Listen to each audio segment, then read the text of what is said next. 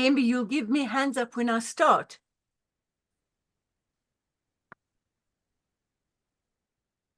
I think Tembi's frozen. Okay. So we are now 2 minutes past the time boundary, and as with any conference, people just come, or any dialogue. I think Tembi's frozen, but I think we should start. Shall we start? So a wonderful good afternoon, good morning, good evening, not only to all these wonderful panelists that are here and all the participants that have joined us, but right now, those people who might be watching the recording or the clips, hello to you too. So we right now, already in the future. I love that thought. So do we have everybody's permission to record this event and make little clips from them? So on behalf of the interest group in the systems psychodynamics of organizations, we are an interest group of the Society for Industrial and Organizational Psychology of South Africa. I give you a big, warm welcome. This is going to be a fascinating dialogue. And I would be honored to start with an introduction. I'll try not to make it these dreary, monotone introductions, but let me introduce you to our panelists. So Dr. Keith Lakai, what I have about him, he's a social and organizational psychologist from Trinidad and Tobago, West Indies, with extensive experience in facilitating human and organizational development in the Caribbean, USA, and South Africa, and maybe elsewhere. And he's an executive and associate and a consultant of the A.K. Rice Institute, a practicum supervisor for graduates at the International University of Caribbean, and apparently it's called the A. Lockjack Graduate Business School. He's a staff and member of, and has been, of group relations conferences in the Caribbean and in UCA. He's also a change specialist. And what is interesting about Dr. Lakai, he was a former banker and entrepreneur, which makes him very familiar with the personal and market challenges of new businesses. And finally, what I have here, he's a member of the Human Resource Management Association of Jamaica, a former president of TET Association of Psychologists. Now, there are probably so much more to say, but in the interest of time and with your permission, I will just introduce the others. And if you really want to say more about yourself, we can go back there. Dr. Vinnie Fay, did I pronounce that correctly? Fay. Is that right? CEO of Tavistock China Institute, academic. Yes. Thank you. Academic leader at the Tavistock Institute in China, Singapore, a counseling and therapy specialist, a PhD in psychology of religion. That's interesting, psychology of religion. Is that right? Did I get that statement? That's an interesting field. Yes, it's right. Thank you. Wow. And apparently, Dr. Fay brought the Tavistock Institute into China and conducted Tavistock consultancy, and has a practitioner certificate in consulting, and she's a change expert. She's also a member of several other notorious groups like the Asian Psychological Management Association, where she's a certified group supervisor, a group therapist, and very committed to applying Tavistock methods and technologies to Chinese enterprises, organizations, health, education, welfare, and other fields. And then Ty Smith. So what I know about Tyrone, you have over 20 years experience as a trusted advisor and coach to senior leaders and their teams, helping them to understand human and organizational dynamics. You have a Master of Arts in Human Communication and Executive Education Certificate from a leadership program at the UCLA Anderson School of Management. Tyrone is a strategic advisor and director of strategic partnerships. He's conducted many senior level engagements with expressed intention of developing and executing strategic value. He's a certified group relations consultant, which is particularly relevant for us, with over 25 years of experience. And much of his early insight into the human dynamic was developed when he served, wait for it, as a police officer. That was very interesting beginnings, I'm sure. And he was vice president of the AK Rice Institute and a member of the Washington-Baltimore Center. And he most recently directed a conference entitled Chaos or Community, Thriving in the Face of Complexity. Now, there's probably much more, but we need to move on to our next panelist, Dr. Jean Cooper. He's an industrial and organizational psychologist with a doctorate, a PhD in industrial and organizational psychology. And he has 2 master's degrees. I found that fascinating. One is MCOM in industrial and organizational psychology, and the other one is a master's in applied theology. That's so interesting. We have 2 people with very interesting theological backgrounds. And he's been working as an organizational consultant and executive coach to various organizations since 2005. Jean is the founder of the Institute for Leadership and Transformation, which is called TILT, and he's been a part-time faculty member at the University of Pretoria since 2006. And I see here the Chicago School for Professional Psychology from 2012 to 2018. Jean is associate editor for the UK-based journal Organizational and Social Dynamics. And finally, Jean presented Tavistock Group Relations Training Conferences to postgraduate students at the Northwestern University in Columbia. Now, and then not only Columbia, New York, Utrecht Business School, the list goes on and on. To our esteemed panelists, have I left anything out that's critically important for us to know about, beside all my mispronunciations? So what we're going to do, I have 2 and maybe 3 questions for our panelists, and they can start answering them in any order. Once we've heard their responses and perhaps also their dialoguing with one another about the other responses they hear, we will open the floor for everybody else to come in and ask them questions and engage. So, without further ado, my first question, and I'm just going to leave it up to our panelists to decide who wants to go first. My first question, we know that the title is of this dialogue, Group Relations and Open Systems Theory, a Lens into Ancestry. So the question, in what way could ancestry have relevance in a group relations conference? In what way could ancestry have relevance in a group relations conference? Not all at once.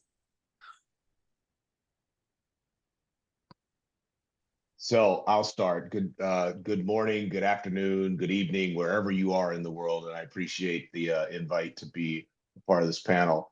The thing that pops in my head most explicitly when I hear that, and when I read it, I got a little bit of a cue in it to it this morning. And when I hear that, is Alice Walker's Temple of My Familiar. It was an interesting book where she talked about, we have genetic memory. There are things that we know that are a part of who we are. And I think that but we just don't have complete conscious access to them. And as a writer, she writes that. But the part that for me in group relations and my experience in group relations around projection, projective identification, all of those pieces, is that we have an opportunity to study those things that we don't have direct access to in a way that becomes reflective in the group. And so if I am thinking about my ancestral as a Black man in America and what has happened over the last 400 years, the notion of that, of what that means becomes relevant, because my grandmother, who has since passed, was one generation out of slavery. She remembers her grandmother telling stories about having been the child of the slave master, and he was so sadistic he would spit into the fire and watch the embers jump off and burn his offspring, and she remembers that. And so as it rolls as a part of my ancestral history, this isn't like ancestry a couple of 100 years ago. This is within 3 generations. And so I think it becomes a part of the conversation in the group relation experience.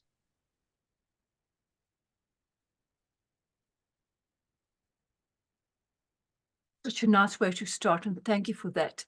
Over to the others.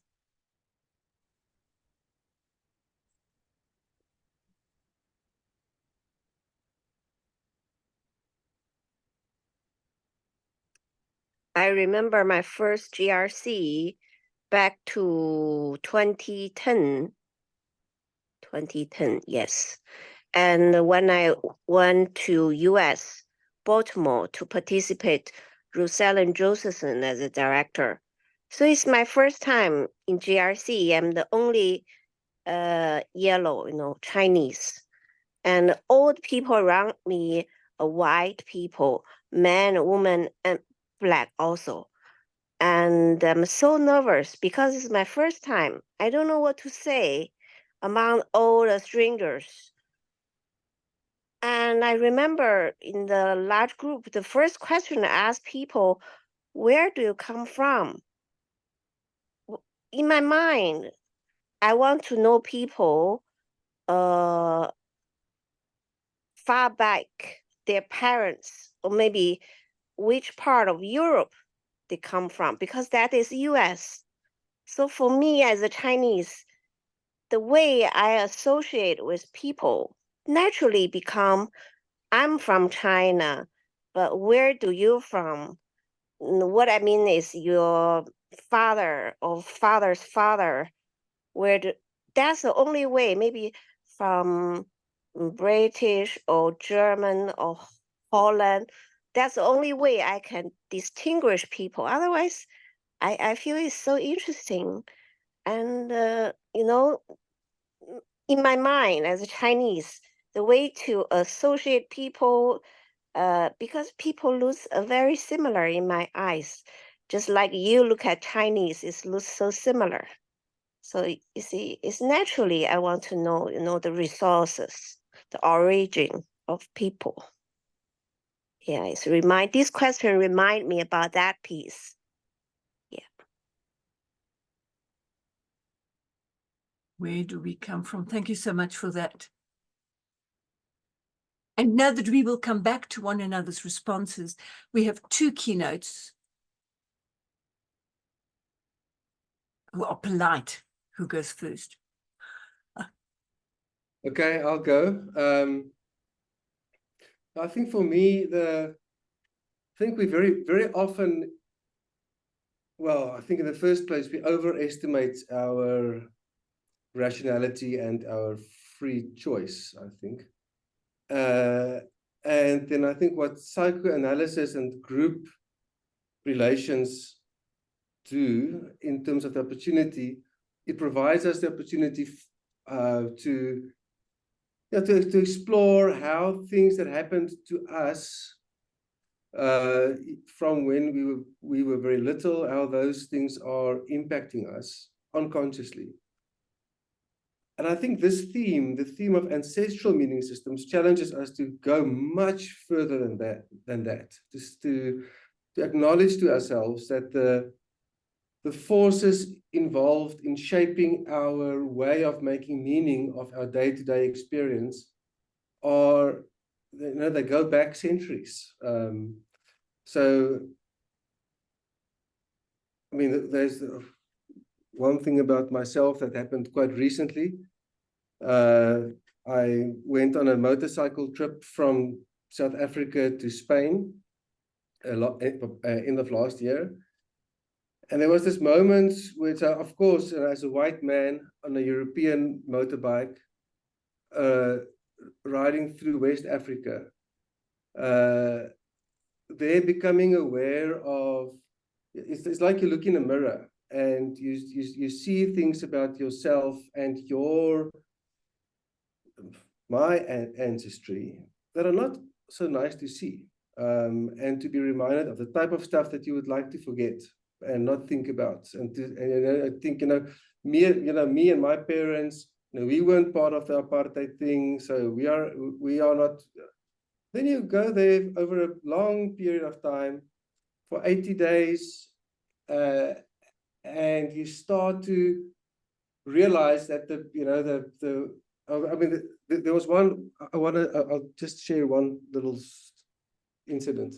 In Cape Coast is a town on the coast of Ghana, and there's an old fort there where they used to keep the slaves, well, people that were caught as slaves before they were sent out on the ships. And in one specific space in this castle, in the dungeon, was where they kept the women. Inette, you referred earlier to my studies in theology. That was, of course, not of course, but just to explain, it was Dutch Reformed theology that I was taught at the University of Pretoria. In this dungeon, so at some point, I think the Spanish built the dungeon, and then the Dutch came and they took it over. And there was a kind of a prayer, a congregation space in the dungeon, right on top of where the women were kept, below the dungeon. And that stark contrast of, so up above, they were praying, and down below, where they would definitely be able to hear the suffering that's happening below them, were the women kept in the dungeon.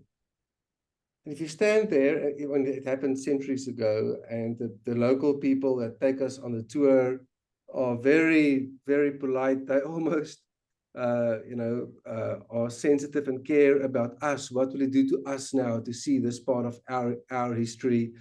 But kind of realizing that kind of thinking, that kind of doing, is also part of the DNA that was passed on. We sometimes say that we got apartheid in with our mother's milk when we grew up, but it was more than just our mother's milk. I think it came through generations.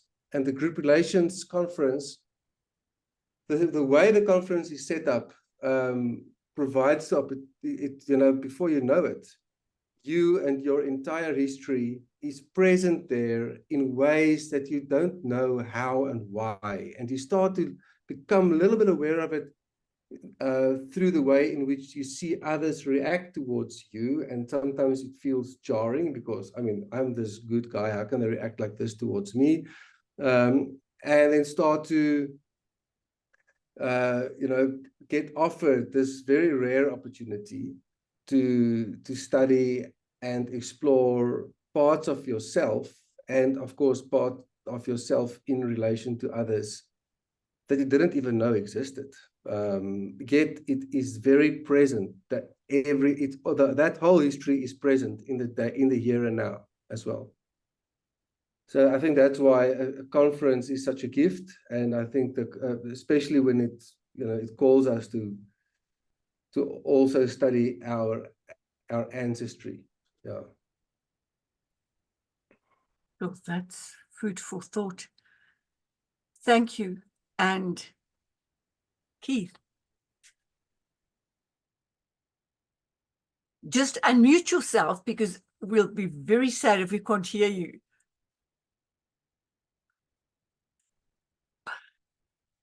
You're almost unmuted, but not completely yet. And this is what happens sometimes when we actually can't hear one another.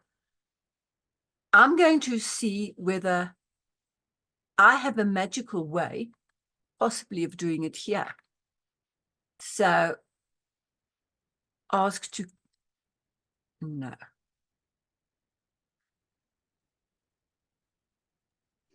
If I It will- might, as Keith is trying to unmute, Jean, it was interesting that you talked about um, these separate kind of schizophrenic where you're holding these two pieces. You have praying above and while you're enslaving people below. And I think about what's going on here in the States with the anti-DEI, revisionist history. We are, I mean, literally, there's legislation out to rethink how history is taught so people don't feel bad. Wow. And this, thank you for that. We need you to hear that. And this brings us to Keith, who is audible. And he's is audible, but not immediately. He has disappeared. Keith, might it be that your video is off? So we're going to switch things around while we wait for Keith. You know how these broadcasters do? They handle every situation by saying, well, we'll just carry on. So I'll do the same. I think that we should, with your permission, go to the next question. And as soon as Keith rejoins, we'll just jump back. Would that suit you? There he is. I'm admitting him. It makes one so powerful that you could just admit people and mute people. I mean, in conferences, you can't do that. You've got to be far more polite. So we'll just wait for Keith to join us. And there he is. Welcome back, Keith.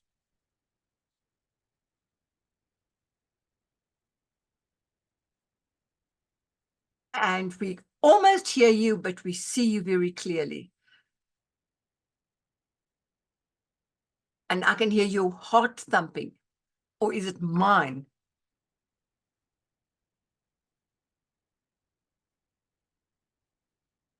Perhaps then, Keith, with your, can you hear us?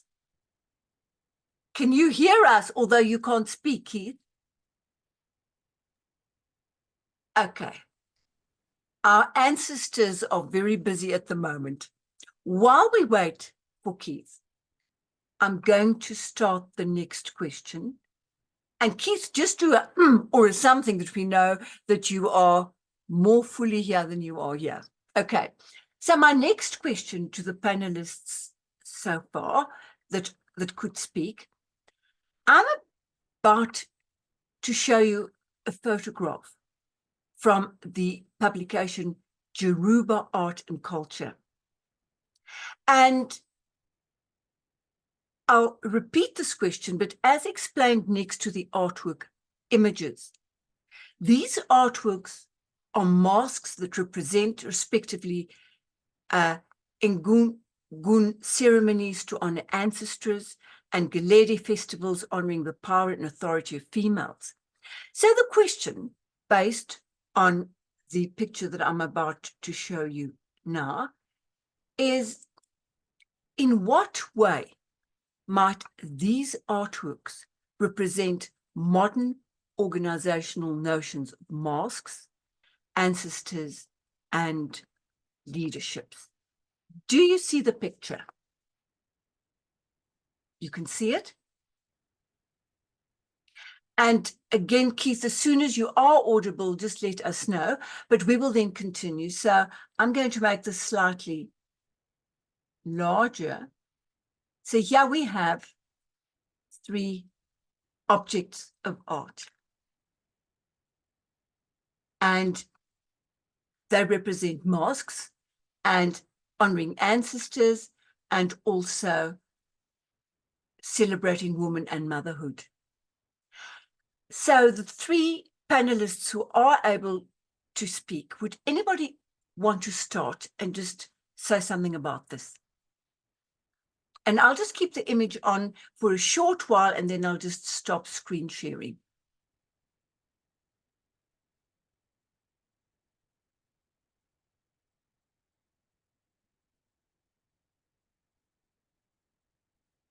I think I'm going to stop sharing and stare at our panelists. So who goes first? I have a dice here. Tyrone, guess what? It landed on you. So when I saw this, the first thing that came to mind was there was two very famous people in African American history. One is a sociologist, another one is a Harlem Renaissance poet. The sociologist is W.E.B. Du Bois, and Du Bois talked about double consciousness and how we have to carry this dual-sidedness in order to be successful in navigating the world. The other one is by Paul Laurence Dunbar. He's the Harlem Renaissance, circa 1920 poet, and literally the title of his poem, and I'm going to read, which I think it's important, is called "We Wear the Mask." We wear the mask that grins and lies. It hides our cheeks and shades our eyes. This debt we pay to human guile, with torn and bleeding hearts we smile, and mouth with myriad subtleties.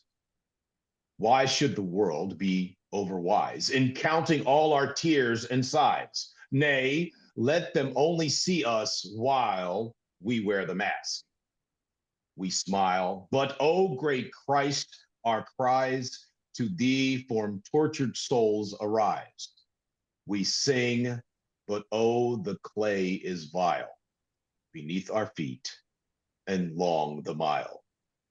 But let the world dream otherwise. We wear the mask. Can you hear me now, Inet? Wow, this is wonderful. Now I need everybody's advice. Tyrone, can we maybe just pause you at this incredible moment and allow Keith to bring us back to the first question? And thank you that you are audible, Keith. Yes, my apologies first and foremost. As I'm using a tablet for the first time, the technology. My PC, as I told Thembi this morning in an exchange, wouldn't cooperate in terms of me joining this very essential conversation. And I really want to thank Unisa and Michelle and all her collaborators for the topic. I just think it's informative and so essential in this time. What spoke to me in terms of the title was the organization and the mind, and as my colleagues have indicated in their contributions, we are embedded in our culture as individuals and as organizations. You can't get away from it. I liked the reference that Ty made to genetic memory, in terms of DNA and how that is passed on across the generations, including trauma, which we're familiar with, I'm sure, from the research. So in terms of the organization and the mind, we come to GR with all our history, with all our ancestry, with all our DNA, with all our, education and conditioning and programming. And so that is what came up for me. And it was interesting hearing my panelist colleagues, talk about their own experiences, because, Ty and I go back in terms of being Black folks in GR in the USA. I also was birthed in the WBC, Washington Baltimore Center. It's interesting because, Rajan, I know we work together in terms of conferences that he has put on, and I actually followed him part of the way in terms of his 80-day journey in Africa up to Spain, and I just thought that was, that was so brave. I really enjoyed the bits and pieces that I saw, especially on the West Coast, where African slaves, where folks were taken and brought to the West Indies. and I can trace my origins to Benin genetically. And of course, hearing Winifred talk about Baltimore and her first conference, and Ruth Ellen Josselson, who was my first advisor in terms of the GR consultancy candidacy. So I say that to show the links that we have here in this piece, because we think about ancestry in terms of those who have gone and passed on, and decades ago or hundreds of years ago, but it's also present in terms of this system, right? So I hope I'm making the point, because it's and my grandfather, I carry a Chinese name, Li Kuai. My grandfather came from southern China, Guangdong. So I'm 20% thereabouts Chinese, 20+% African in terms of DNA, which was actually tested by a brother of mine. In reference to the mass that was shared, I also shared with Tembin an exchange this morning. Carnival in Trinidad and Tobago, my home country, is on Monday and Tuesday, 2 days prior to Ash Wednesday, like it is in many parts of the world. And masking, putting on mask, is part of the tradition. Many of them come from Africa, including the Joker character that she shared in terms of this morning, the minstrel. And we walk on stilts, and there are a lot of African traditions in the carnival, together with English and French and so on and so on. So in terms of GR, yeah, I mean, the unconscious floats. And I think we are privileged to have a technology that allows us to explore this with colleagues all over the world. And so it's not only about the past, it's also about the recent past. And we walk with it, and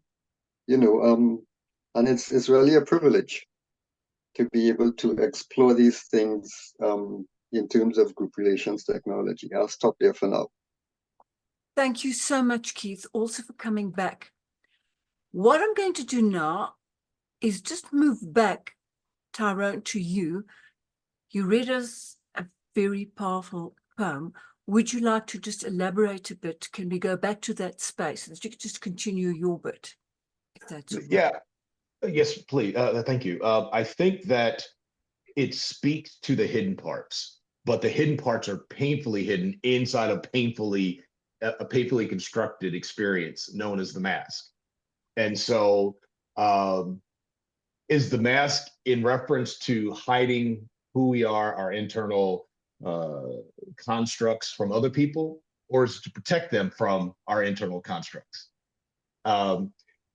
Keith quite eloquently said that our ancestors aren't just the ones that were 300 years ago, but they're the ones that we are dealing with right now, that are ever present. And so how do we engage in a way that we bring our full selves? The conference that we just did, and there's some folks that happen to be participants, was about chaos of communities, about how do we use this stuff to manage our democratic strivings, and how do I bring my full self, or do I have to put it behind something to engage in the enterprise known as our humanity? So you can actually see me, or is it the one that I am willing to show, or the only one that you're able to deal with? I think the masks that Dunbar talked about are not only the ones that we construct, but are co-constructed. And so I'm always curious about how we co-construct masks for ourselves and with others. That's a lot of food for thought. And I was just thinking, is my Sorry. Yeah, no, I mean, this is so rich. Still for this second question, I have Jean and I have Winifred. Who would like to respond? Would you like to see the picture again, or do you have it with you? Because it was all, or shall I share it again? Or shall I see? You want to go? Winnie, would you like to go? Or Oh, it's actually Jean, but maybe I can.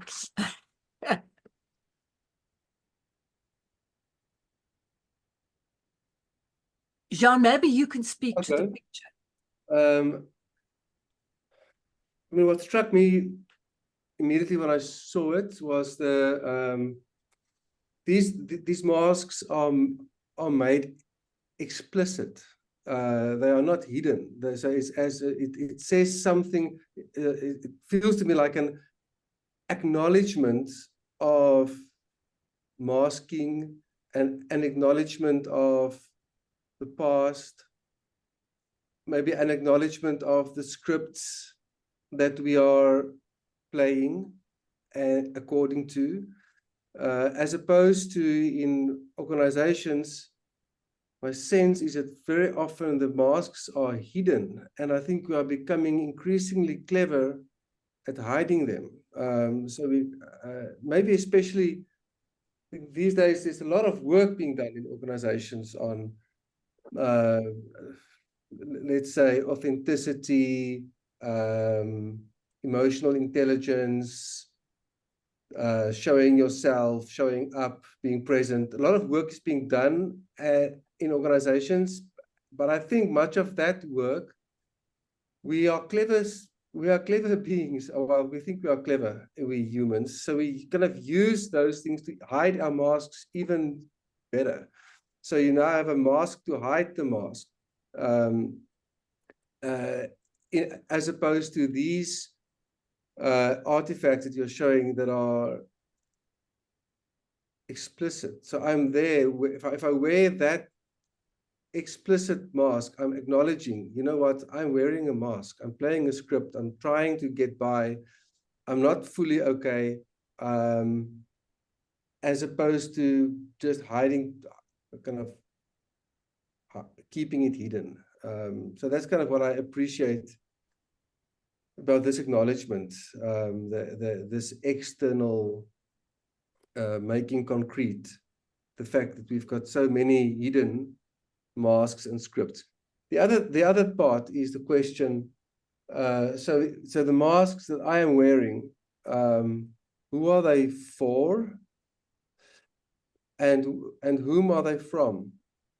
And in that, where am I? And if I'm somewhere hidden between who I'm acting for and whom I am scripted by, how do I relate then to my colleague? And if they are also in this game,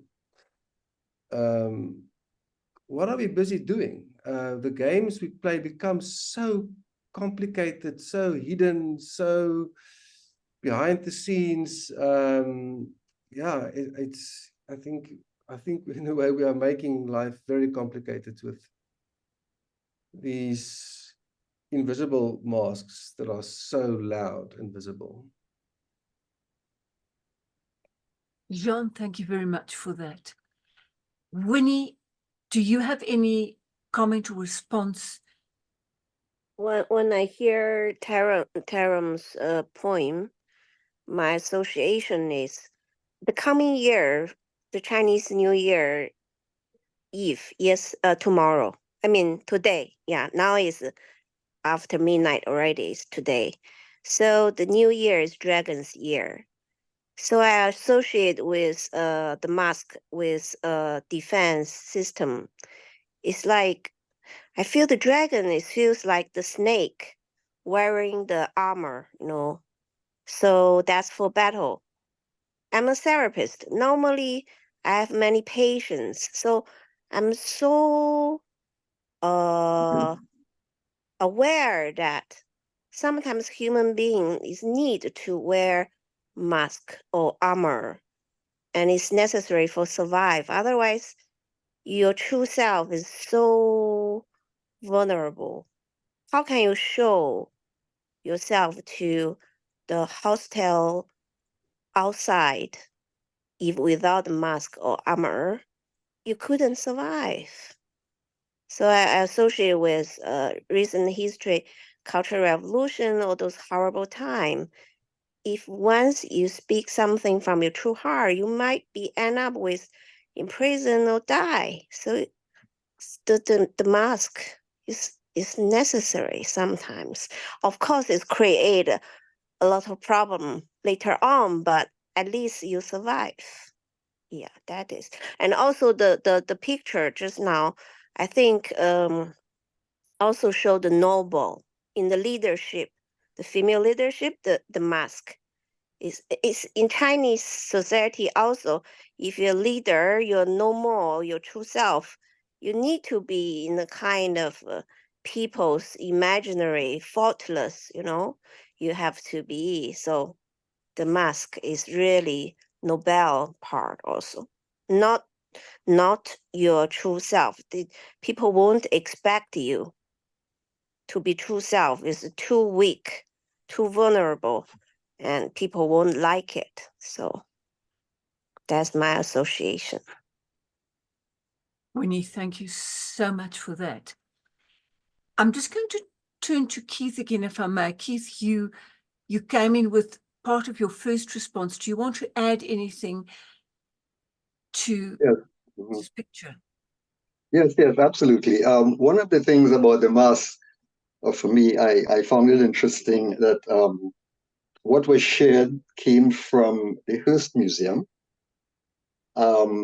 connected to the University of Berkeley. And I know, and so I'm bringing that in terms of social media. And one of the questions that came up for me about mask and ancestry and GR was, I wonder if that is why so many of these artifacts that connect us to our history were taken away from the continent, were taken away from Africa. They are in museums all around the world, principally European museums, of course. And so there's something powerful about that in terms of a message that if you want to, of course, as we know, eradicate one in terms of their connection to the past and the memories and the ancestors, that you take it and you divorce the indigenous people from it. So I thought that was two interesting little bits of data for me in terms of this presentation and and the connections and so on. Social media. One of the things that also came up for me is that the thing about social media is that it helps to remove the mask in some ways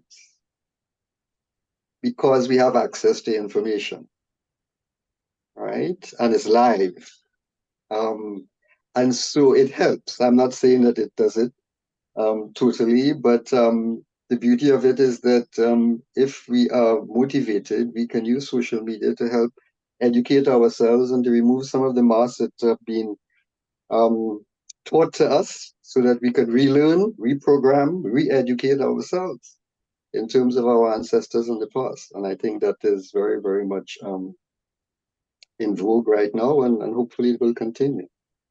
And of course, it has implications for self and the organizations we create as a consequence.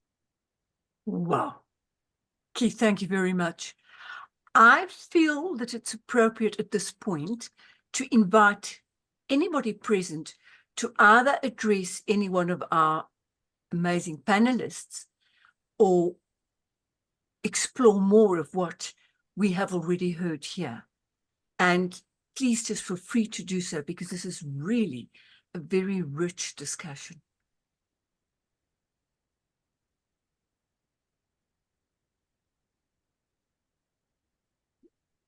And to do so, you just need to unmute yourself. Good afternoon, everyone. My name is Lungile and I'm from South Africa. And as we were talking about masks, I was actually just typing in the meeting chat a story of a very beautiful coffee shop that is in a very elite area in Pretoria. And I mean, the coffee shop, you will really ever see people from the margins or people of color. It's really beautiful, but it's got the same masks at the door of the coffee shop, and they've called the coffee shop sorcery.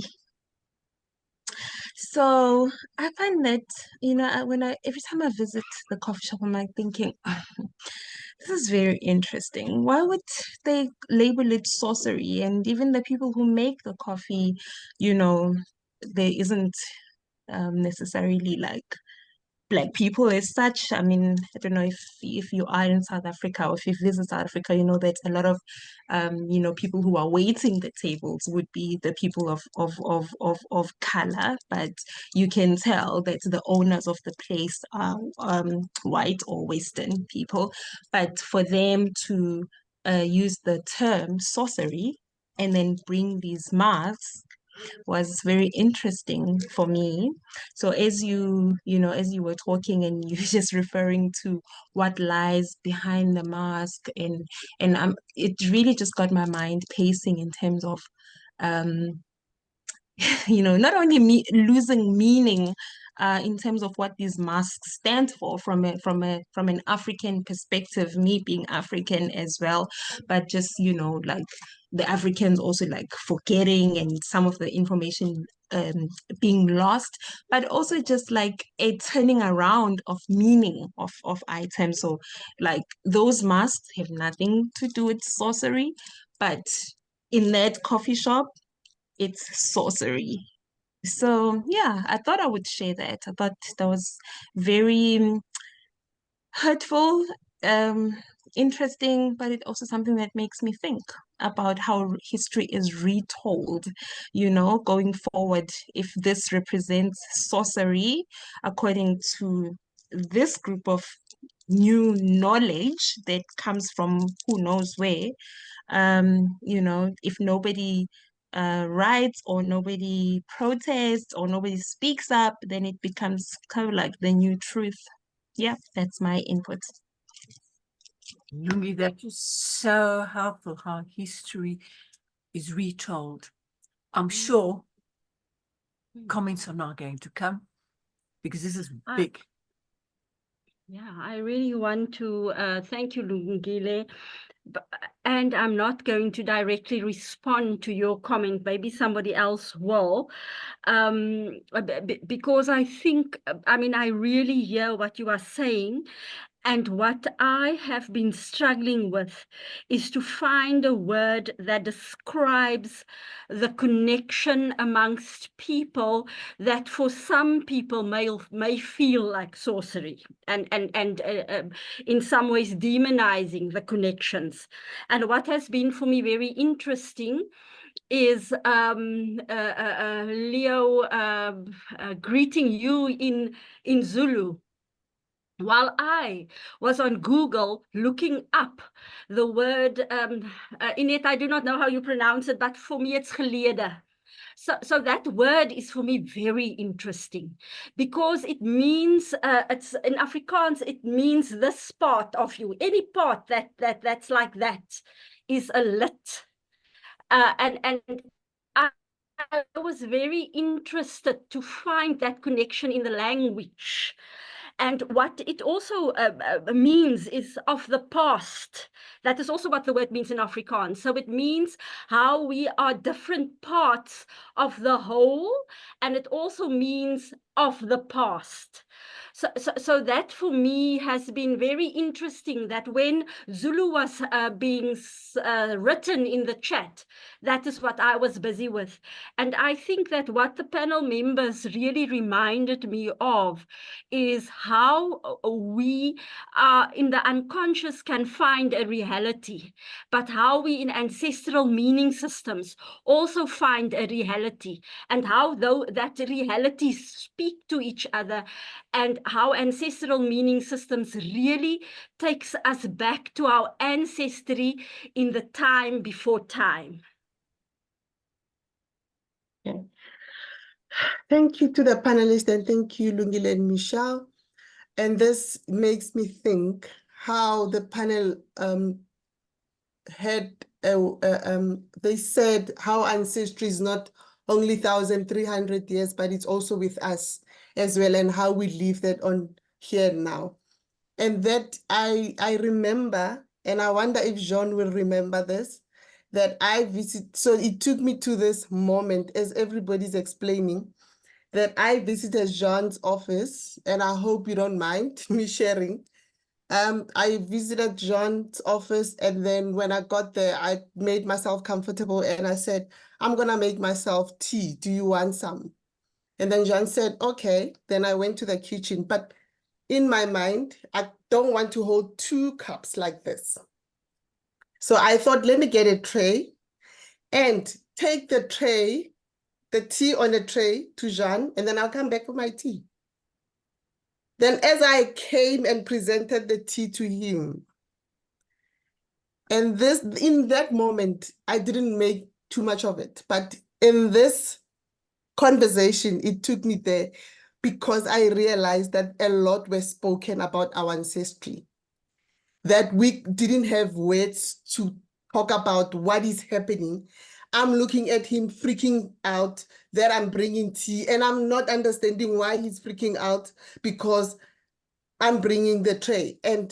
But we spoke about it, how the tray represented and who's holding the tray.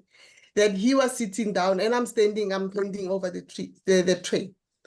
But I think that was momentous moment for me as I'm thinking about it now. And this conversation helps me to continue the conversation in my head about what was happening, about how ancestry actually crafted the moment that puzzled us and confused us and all of that. So yeah, thank you. That's what I wanted to share. If I could join you on that, it's if you go back to the poem, it's like hides our tears, right? There's just this piece, and that the part that I'm resonating with is that the masks are the things that hide us, but what we get in group relation is the capacity to take off the mask just for a moment and to really go to where the heart of the matter is. So as a Black woman serving this and what that means, and having the courage, the absolute courage to say, whoa, what was that? We just experienced something that in polite society where we put our masks on, we don't talk about. It was just you serving tea, right? Just being cordial. But you can actually go to this moment and say, here is this thing, and what does it represent? And having the absolute courage to say, I want to talk about it. I want to unpack it. And thank you for that. But in that moment, I was not the one that was freaking out. It was Jean that was freaking out to say no. And I was wondering, did I make something wrong? Thank you. If I may very quickly, one of the things that just came up for me in terms of Tembi and her experience with John is I wonder how we will get to a point where we can engage in terms of our authenticity and genuineness and caring as human beings and overcome being hostages.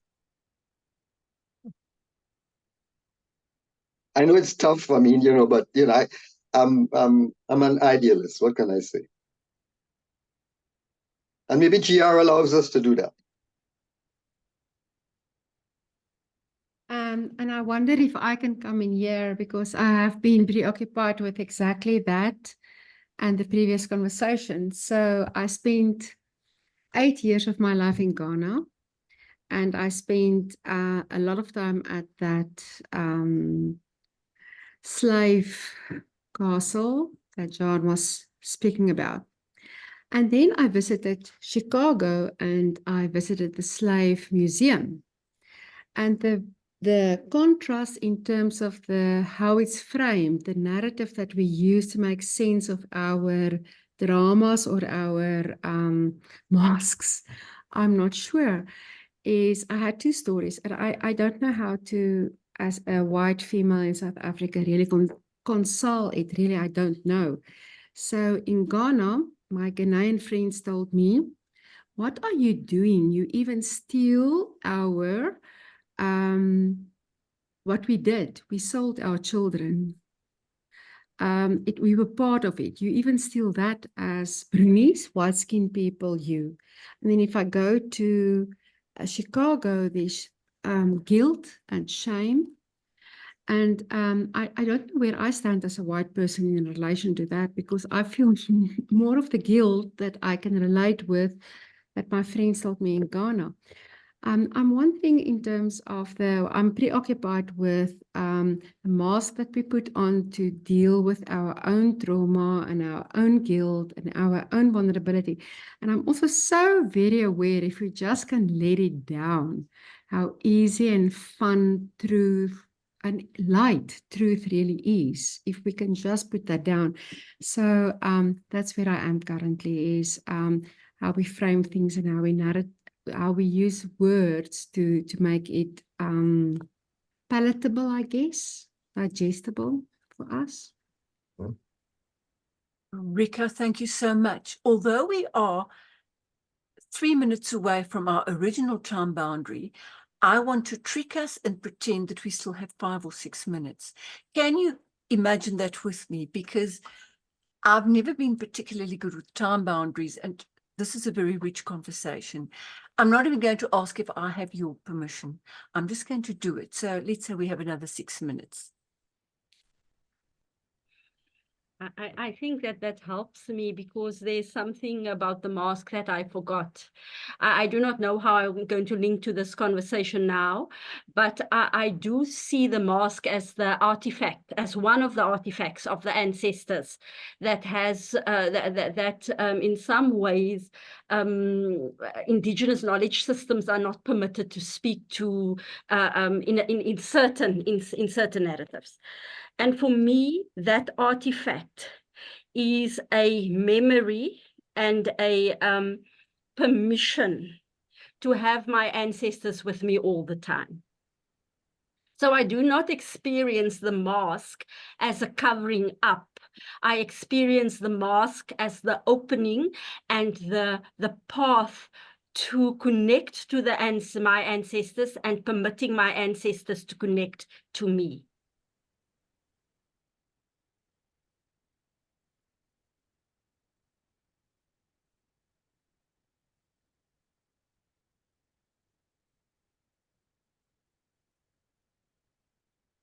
As you formulate your next question, just a reminder that from the 11th to the 13th of April, we will have a 3-day fascinating group relations conference that we'll send you more information on, where we'll really get into these things as well.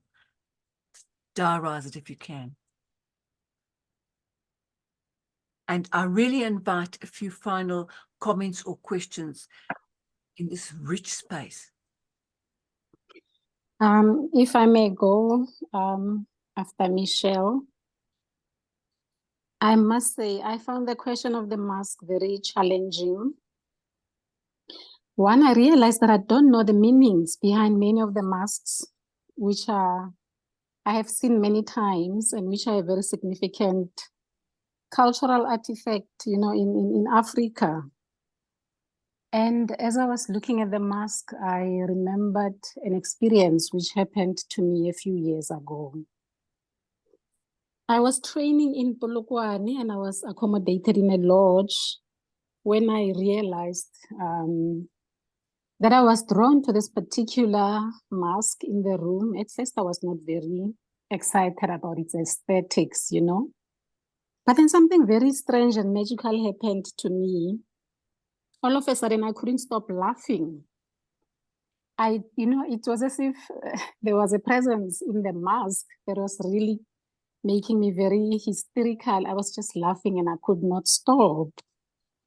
So, and I think that's how I want to link with Michelle. For me, in that moment, it felt as if the mask then became some sort of conduit between, you know, myself in the physical space and what I can only frame as ancestors, because it reminded me of a grandfather, even though I didn't have a very clear memory of my grandfather, but there was something in that moment that got me to know that I was in the presence of a grandfather figure. And something was happening for me in the laughter. Now, years later, when I started working with ancestors, one of the first messages that I got from my grandfather in spirit was that I work too hard and I don't play enough. So for me, then that experience of laughing hysterically in the room by just looking at this mask became very significant. So yeah, I think for me, the mask then can become something of a conduit, you know, something that happens between the so-called inanimate and you know, the living. So yeah, thank you, Michelle, for that comment. You reminded me of that story. Thank you, Thank Laurent. you for making it clear for me, Lerato, as well. As we move into our last 3 to 5 minutes or longer, any other comments, any perhaps people that have not spoken yet? I mean, I can carry on for an hour, but I'll get into trouble. Big trouble. I have a question for the group. We were talking about masks as these instantiations, these things that we see, and I appreciate the story about the mask that was on the wall that drove this reaction. But the other part that I'm interested in is, what are the social masks? In other words, what are the macro masks that are out there all the time? In the United States, the mask of the president is being debated right now, whether or not the president of the United States is an officer of the government, and it's literally being debated in the Supreme Court right now. That is a social thing. And I'm curious about, are there social masks that aren't necessarily ascribed to the person, but to our social systems that we need to be aware of, that we need to challenge, we need to unpack and get underneath? Just a thought. Just a reaction to Ty. I'm thinking of the mask of social media and the limitations of this meeting.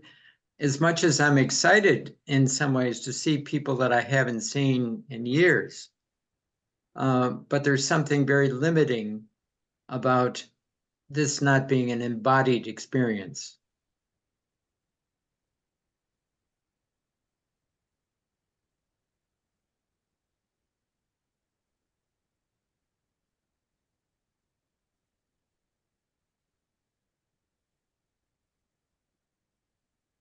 Perhaps last few comments in our 3 minutes that we have after we've gone over the time boundary for 5 minutes.